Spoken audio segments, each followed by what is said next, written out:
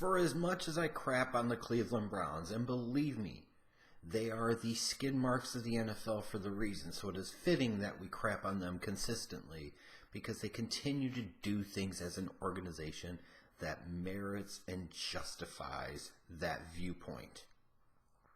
They do.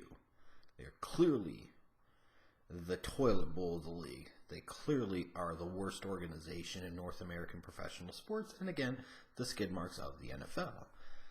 That said, when you take a glass half full type of approach to this crappy organization with their criminal and criminally incompetent owner, Jimmy Haslam, you do have to say that the situation is not the worst one possible, and here's why.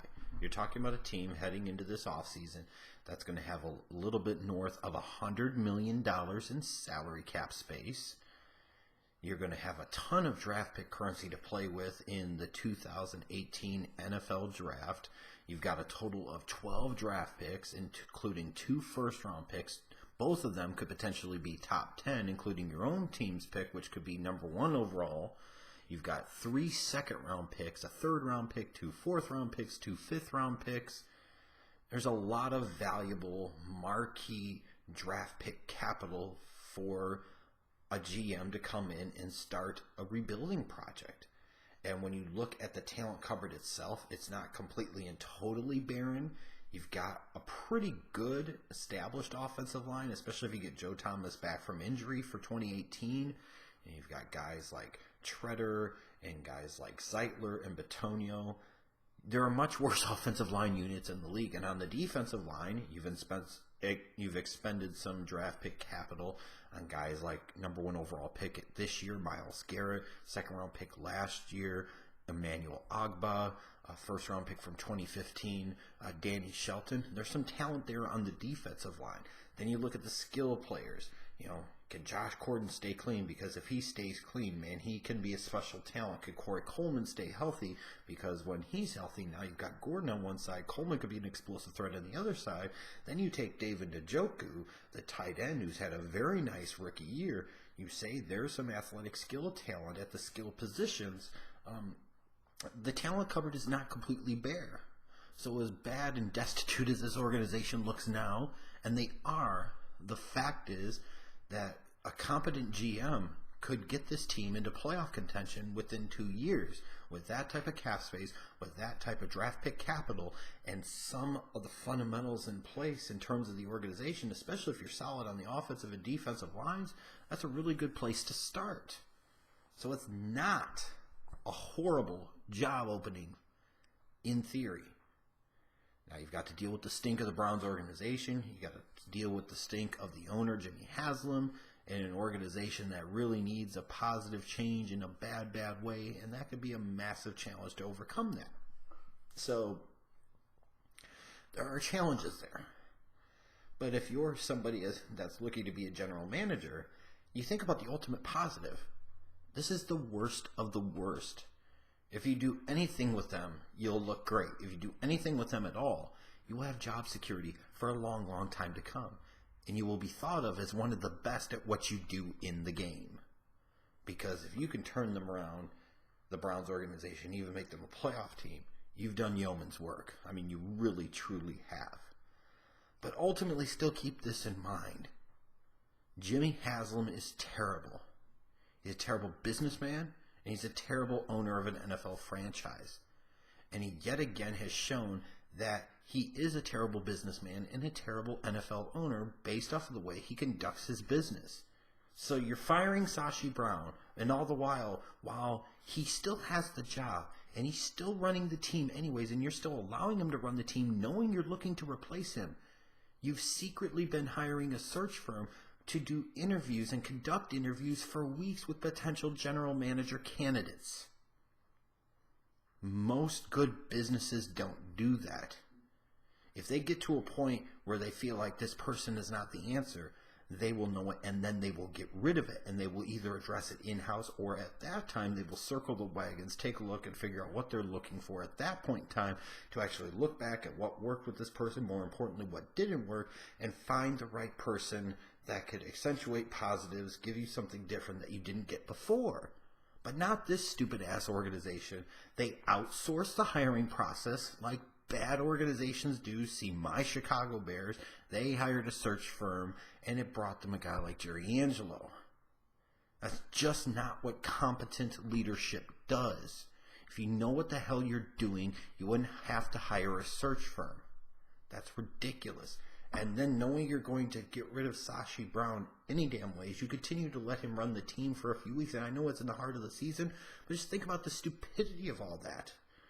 And then after all of this, the same day you fire Sashi Brown is the same day you make your announcement of who you're going to hire as your next general manager, and it's John Dorsey.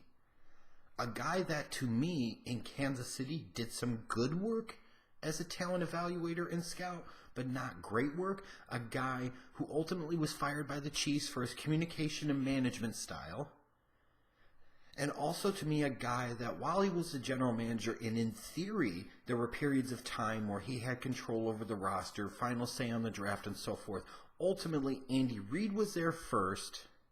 Andy Reid was still the guy. And when you look at the drafts in recent years for the Chiefs under Andy Reid and John Dorsey, they look like Andy Reid drafts in Philadelphia. So that's what I point to as the evidence that it was Andy Reid that was in charge and in control as much, if not more so, than it was John Dorsey. And then you bring John Dorsey into a situation where you're expecting him to keep Hugh Jackson for 2018. So let me get this straight.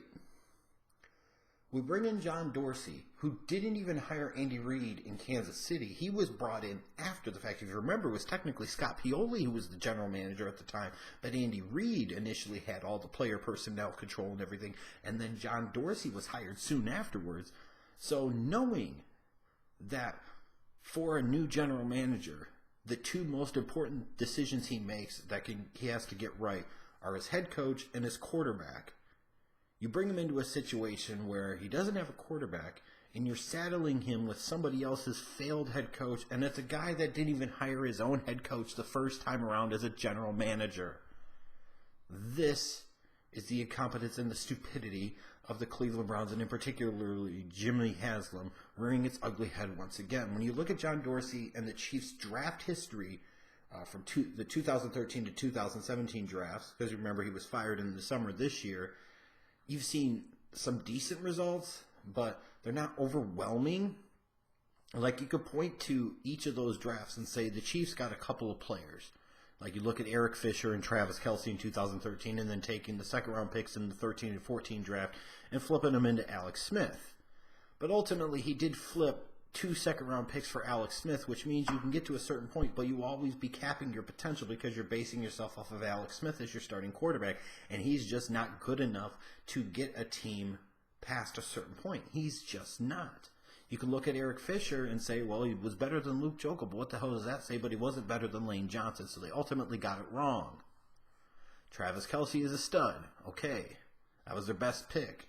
You look at 2014, D. Ford in the first round, Zach Fulton and Laurent Duvernay-Tardif in the 6th round.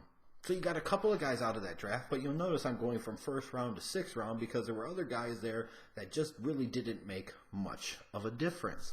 2015, Marcus Peters makes some big plays, but he allows a lot of big plays, and he's a bit of an idiot sometimes, as we saw this past Sunday against the Jets. Mitch Morris in the 2nd round. But you look at like Chris Conley in the 3rd round. He was more talent than he was actually production and football player, and he really hasn't done crap. Rakeem Nunez-Roches in the 6th round defensive lineman. You'll see a trend here with John Dorsey and his talent evaluation process. You could say, well, he does some good work in the later rounds, and he finds some gems like he did in 2016. You got Chris Jones in the 2nd round and Tyreek Hill in the 5th round. Even 2017, talking about making the big trade up to get Patrick Mahomes and then getting Kareem Hunt in the 3rd round. I mean, he's identified some talent in each of these drafts. So that way you avoid maybe perhaps the history of the Cleveland Browns of so many previous administrations where they completely whiff and completely miss on drafts. But there's still plenty of missed picks in there, and I don't look at any one of these drafts and say they're truly outstanding or truly special. I'm sorry, I don't. And this is also the same John Dorsey that gave Eric Fisher a contract extension after 3 years when there were a significant amount of questions about him. He is a former #1 overall pick, and he was bad enough to the point where he got flipped to right tackle, to where you then ultimately tried to pay him left tackle money, gave him a big contract extension when you didn't even have to yet.